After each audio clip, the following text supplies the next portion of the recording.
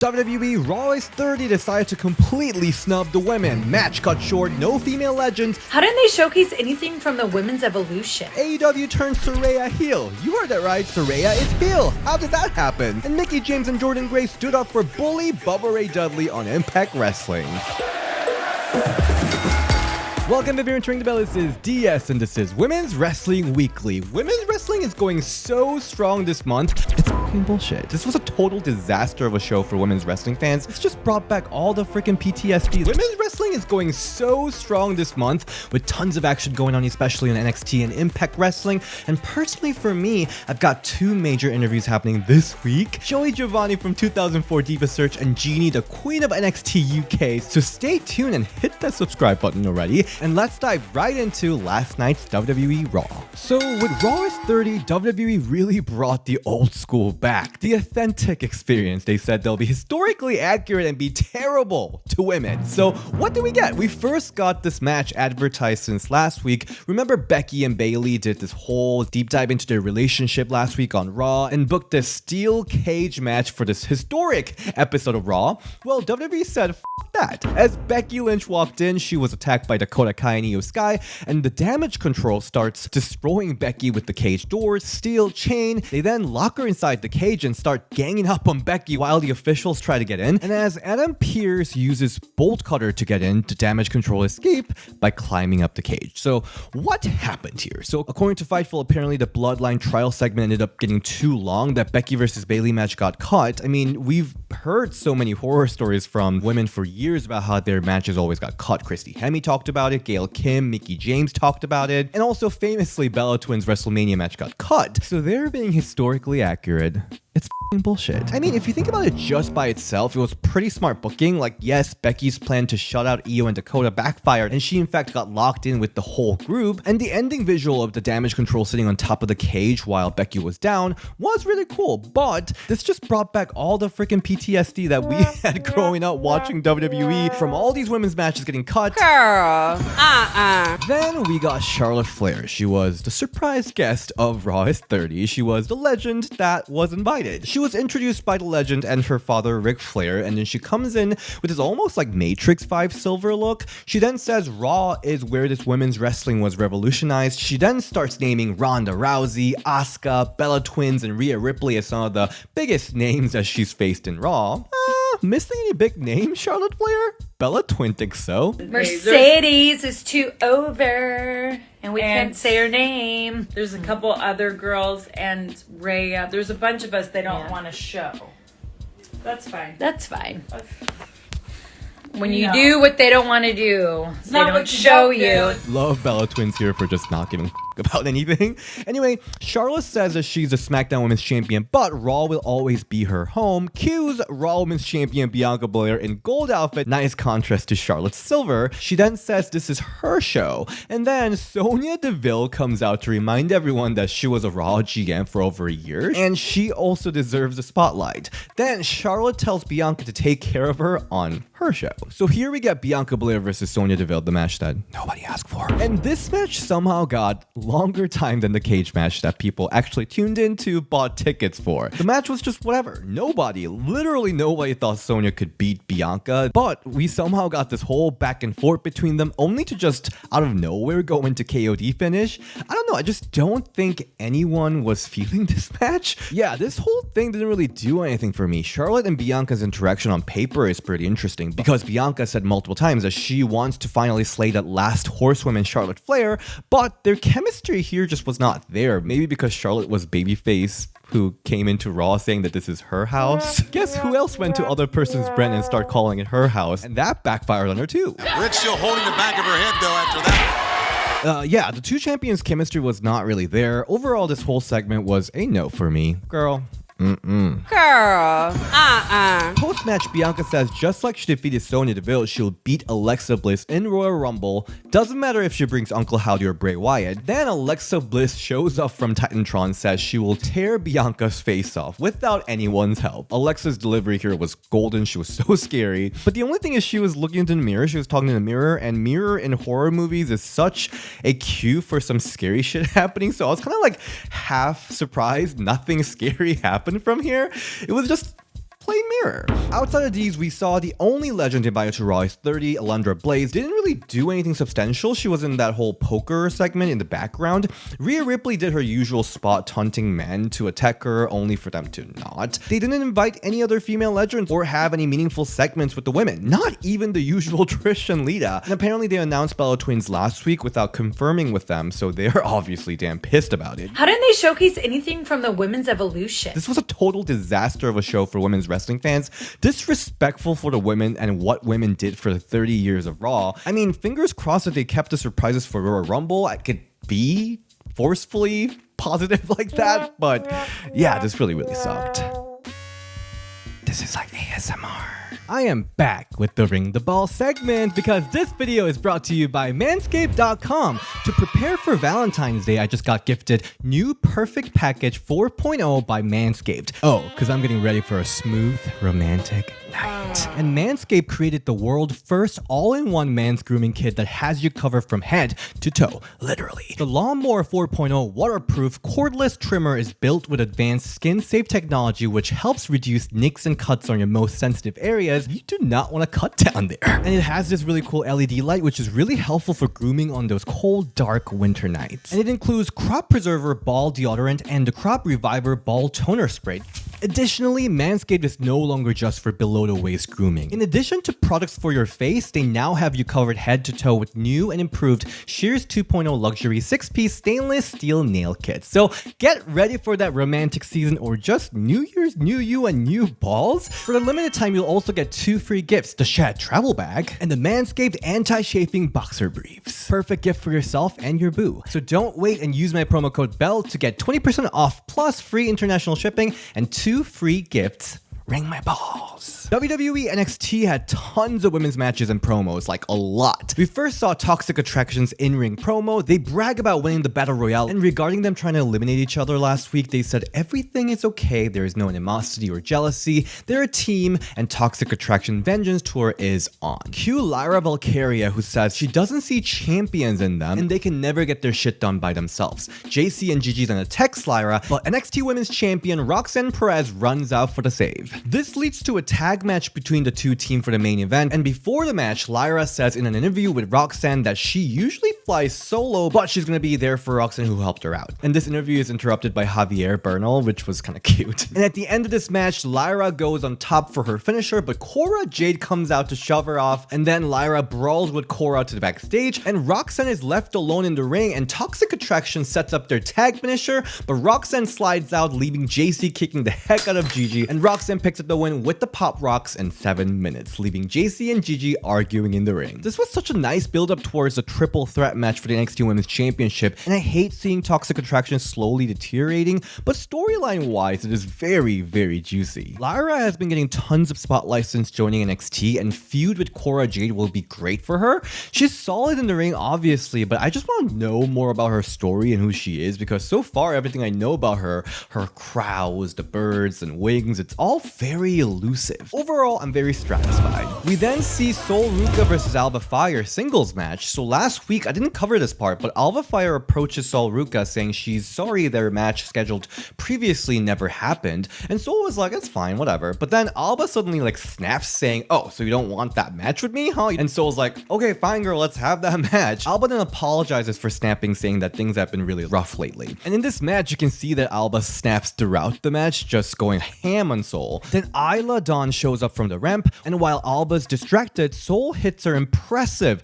Soul Snatcher finisher to pick up the win in 3 minutes. Post-match, we see Alba beating up the referee backstage, being all angry about the loss. Then tag champions Katana and Kaden come to calm her down, saying she just needs to be patient like them, just like how they were until becoming the longest reigning NXT Women's Tag Champions. So should we be patient about them not getting any meaningful feuds or competition? Not for long, because Alba challenges the tag champions. Who's her partner? She says she doesn't need anyone. I don't think that's how it works, Alba. But overall, I really like the storyline storyline. Alma Fire freaking losing it after all the losses and probably being cursed by Isla Dawn. It's honestly really freaking relatable, but also just intriguing. Who's gonna be her tag partner and what's happening to her? Is it just her frustration built up or is it magic involved? Also, I'm ready that Katana and Kaden might finally have that real storyline with this situation. Sol Ruka is also a shooting star. Her finisher is awesome, the athleticism is so impressive, and she's getting massively over with the crowd. I'm so here for it. Stratified. Another match we got was Thea Hale versus Valentina Ferros. So Valentina Ferros has lost her tag partner due to injury and her mentor Sangha also left. So she's here to prove herself as a solo competitor, and halfway through this match, Elektra Lopez come out to watch Valentina, and while the referee was distracted with Chase U, Elektra hands Valentina some breast knuckles, but Ferros throws them away saying that she doesn't want to cheat, she doesn't want them, allowing Hale to hit a faceplant finish for the pin in 3 minutes. Post-match, Elektra finds Ferros in the locker room, tells her to stop sulking about Sangha, and she needs to do whatever it takes to succeed. This is yet another very interesting storyline, a great alliance. I'm so here for it. Stratified. We also see tons of segments. Backstage, we see Tiffany Stratton heading into her private locker room with her name tag on it, but Indy Hartwell is in there saying that this is a shared locker room, she's not better than anyone, and throws out Tiffany's stuff to go dress somewhere else. Fallon Henry and Brooke Jensen argues over Kiana James flirting with him, and she warns that Kiana will just break his heart. We then see Stevie Turner, the Twitch streamer segment, and I gotta say, this was like really cool storytelling method, where she was basically recapping a lot of women's storyline that you might have missed through this Twitch stream wrestling reviewer format. Genius. This AEW Dynamite episode really gagged me, and to be honest, I was both really amazed and somewhat angry at what went down. So we see Saraya and Toni Storm and Hikaru Shida backstage, and Saraya blames Shida for being an idiot with their kendo stick last week, costing them the match. Toni then said it's not Shida's fault, but it is these AEW homegrown talents that, with their limited experience, doesn't know what they know.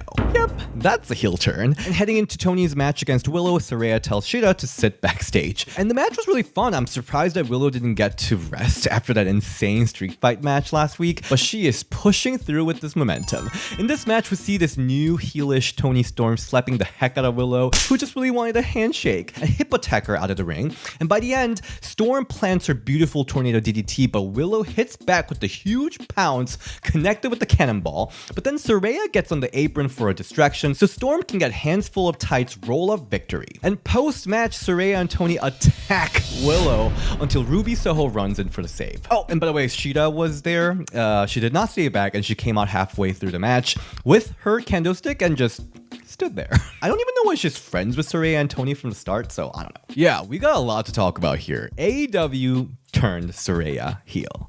The person who miraculously came out of a career-ending injury to wrestle again, the multi-times women's champion in WWE, star of Total Divas, and she has a freaking Hollywood movies made about her. But she didn't get the face reaction. In fact, she got booed later, which resulted in her turning heel. When I was watching it live, I was kind of infuriated. Like, how do you mess this up? It's obviously the booking of going against Britt Baker and Jamie Hayter, who are, yes, heels, but the most beloved women of AEW. I'm not saying AEW didn't have the right intention of putting her right into programs with the top stars, but they should have seen this coming. If Saraya was to put in a program with like good heels like Ty Mello or Serena Deeb, I think it would have been a completely different story. And it also didn't help that Britt Baker flat out cut a babyface promo before Saraya's first return match. I'm still so pissed about that decision. But I also understand that Saraya coming in, already kind of looking down upon Britt and other AEW talents, acting big time, did rub a lot of people the wrong way. I don't know if people had issue with CM Punk doing it when he first arrived in AEW, but I can understand how that could have been off-putting for some people. But after some soul searching and rewatching this match and remembering some of Saraya's best moments as Paige in WWE, she is better as heel, and it might work better with her new wrestling style, putting less strain on her body too. So overall, I do think that AEW made some major missteps with this booking. Saraya really could have been the face of the company. She has that star power, fandom, and a personal story to become so, but here we are, and at this point, turning heel seems like not a bad decision. And on top of that, a feud with Ruby Soho? I'm so here for it, and it's going to be a great feud for Ruby to be involved with too. So I'll say I'm stratified for now. Impact Wrestling was all knockouts everywhere, and it starts with Mickie James, the new Knockouts Knockouts champion going out to talk about her last rodeo, but it is interrupted by Bully Ray, also known as Bubba Ray Dudley. Yeah, that person that used to put every woman through a table in the Attitude Era. And Bully Ray tells Mickie to shut up and leave the ring. And Mickie James, the Knockouts champion, does not back out, calls him a bully, and she knows how he feels about women's wrestling, so if he wants her gone, he'll need to take her out. Cue Tasha Steelz and Savannah Evans, who reminds Mickie James that she defeated Mickie when Tasha became the Knockouts champion and that Mickie couldn't beat her. They then start the beatdown on Mickie with Bully Ray grabbing the table, then Jordynne Grace and Frankie Kazarian come in for Mickie's save, followed by Santino Marella, the new DOA, Director of Authority, booking a 6-person tag match. And this was a really fun match with most action being around the knockouts. Loved the back and forth between Jordynne Grace and Bully Ray, and as always, it did not look forced. In fact, it's really good with booking organic intergender action, and at one point, Bully goes ham on Mickie James too. At the end, after an interaction with both Jordynne and Kazarian, Bully Ray just leaves the arena, and Mickie hits a top rope death press to pick up a victory from Tasha Steelz in 14 minutes, and post-match, Masha Slamovich, the #1 contender, comes out, hand Mickie James a death warrant, but Mickie shoves it in Masha's face. Yeah, this whole segment was around 30 minutes, and it was full of twists and turns. All the people involved with the segment were amazing. Loved Mickie James standing her ground against Bully Ray, and Jordynne looked damn strong, firewoman carrying Bully. It was overall awesome. Stratified. Next, we see Virtuosa Diona Purrazzo versus Ashley Devoas. Sorry, I'm ESL. I definitely butchered that name. This was a quick squash match for Diona. She looked like a deadly killer here. Ashley got a knee and a running flip neck breaker on Virtuosa, but Purrazzo finishes Ashley up with the powerbomb and Queen's Gambit in 4 minutes. Another match we got was Taylor Wilde versus Killer Kelly. This was a really interesting matchup, and Taylor is getting to show more and more from her darker side. Love that jumping pedigree on the apron, but Killer Kelly loves the pain. I loved her eerie headbutts, and at the end, Kelly kicks out from the wild right and puts Taylor in a killer clutch for a submission win in 7 minutes. Very stratified on both matches. We're at this point where there are so many strong knockouts in this Impact Wrestling division, so we gotta figure out how to put them all in meaningful storylines. So I'm very excited to see how everything will pan out with Mickie James on top with all these amazing talents. And backstage, Giselle Shaw and Sexy J Vidal ask Santino if she can get a tag team championship match against the Death Dolls, but guess what? All her partners are gone, so she does not have a partner to challenge Death Dolls. And then we see a couple women pass by who say no immediately to Giselle Shaw asking for partners. We shall see where we're gonna go with this. I honestly wouldn't mind J Vidal and Giselle Shaw coming for the Knockouts tag title together, like ODB and Eric Young did that, right? I mean, the sad thing is that Impact Wrestling doesn't have a lot of teams right now, so I'd be down for anything at this point. But I have heard that this partner search process will be something you should be looking out for. It will be, what should I say, legendary. And there are also new teams coming into Impact Wrestling, so it's going to be really fun to see. So stay watching Impact Wrestling. It's getting better and better. On AEW Rampage, we see TBS champion Jade Cargill and Layla Gray versus the Vanity Twins, Jada and Jordan Vanity. By the way, I love the Vanity Twins. They were so cute together, and apparently this was just their second match ever, which is like, wow. But this was really a squash match for the baddies, and Jade Cargill, I don't know how she looks better and better every time she shows up on TV. She's just like drip star power, so beautiful. And when Layla tries to pick up the win after a facebuster, Jade says, girl, stops her and hits Jaded to pick up the win for herself, making it 49-0 win and loss record. So the big one is coming up, the 50th win. Whether it happens or not, it better be against a worthy opponent. I personally want it to be Red Velvet, and Red getting an upset would be fantastic. But we shall see what happens. This was fun. I'm stratified. WWE SmackDown chose minimal women's action. What's going on, Triple H? Charlotte Flair enters the arena with the amazing new theme song. At first, I was kind of unsure about it, but I freaking love it now. And she continues to be the people's queen. Yeah, she's that face that comes in and say, hello, insert city name. But it works. Fans are eating her up. And she brings up Sonya's attack from last week, says instead of going to Adam Pearce or attacking her, she should just come ask women to women. Sonya Deville then comes out and does what she does best, be super annoying. Charlotte then clocks her for being an annoying brat and says she'll fight her right here. Sonya declines though, but she'll consider if the title's on the line. Damn, she really knows how to get those title matches.